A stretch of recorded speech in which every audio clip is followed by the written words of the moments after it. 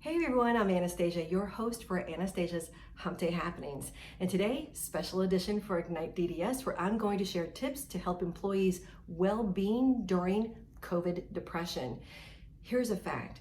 3 times as many Americans met the criteria for a depression diagnosis during the pandemic than before it. 3 times. We are all in this together and we're all in the same relationship that involves stress and chaos. But what do you do with it? How do you recognize the signs? How do you bring your team together to decrease their stress, to increase their focus, increase compassion? How can you as a leader recognize what the symptoms are and what can you do about it? Because yes, I understand this. You are not a therapist, but get this. We as dental professionals, healthcare professionals, spend at least 1/3 of our life at work. So let's get through this and figure out some resources that can prove to increase focus, compassion, happiness, decrease stress, and workplace burnout. Are you in? First, let's recognize what we're all going through. So let's discuss some of those. And it's not a good place to be. 1 in 7 people state that they feel lonely. There is an increase of domestic violence. This can happen with a team member. We also know that younger individuals are struggling more with their mental health, anxiety, and depression. Some of us, older individuals, are at a higher risk for COVID. The fact or reality that we could contract it is very scary, or for our family, it's very scary. So you have isolation and loneliness. Worry if we can contract COVID or if a family member can. We have cancellation of events that contribute to isolation and loneliness, travel restrictions, financial stability, and then finally, employment uncertainty. These are all valid stressors, and I'm sure there's more. These are signs to at least have a conversation. And I think in the workplace, at least in dentistry, what we can focus on is helping our team members work and strive for the goal of work-life wellness. Forget balance. Forget balance. Do you know what the definition of balance is? I'm here to tell you. Balance is even distribution of weight.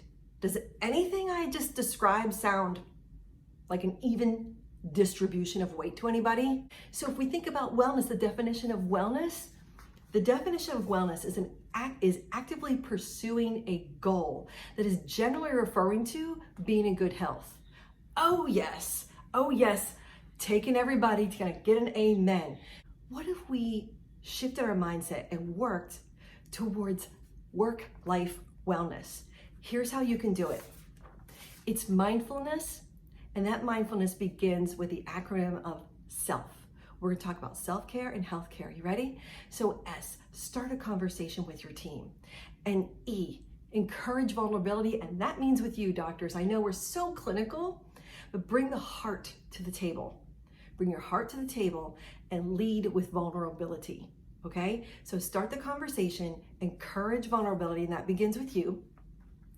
L, listen with purpose.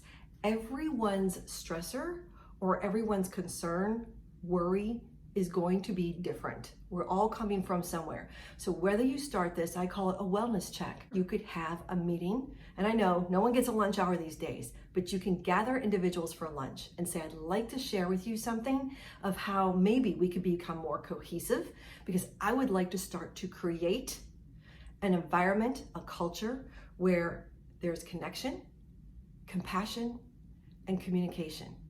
The 4th thing is to find the resources available and go over them with your team. I have 2 apps for you and a couple of resources. The first 2 apps that I would recommend and have been proven valuable for teams in a business environment are Happify and Headspace. You can go over these, and then when you're looking at resources, share with them. I would like to have 10 minutes of your lunch hour focused on a task through this app. Because when people get home, they've got partners and kids and parents and pets, and who knows what other stressors could be going on when they leave your practice. But if they have this 10 minutes of of mindfulness. That 10 minutes is promised to you each day in the work environment. That could prove so helpful in reducing stress, increasing compassion and happiness, increasing focus, and reducing workplace burnout. I hope this was valuable information for you. Please comment, share. I'd love to know your thoughts. Till next time, everyone, take what you learn and make a difference with it.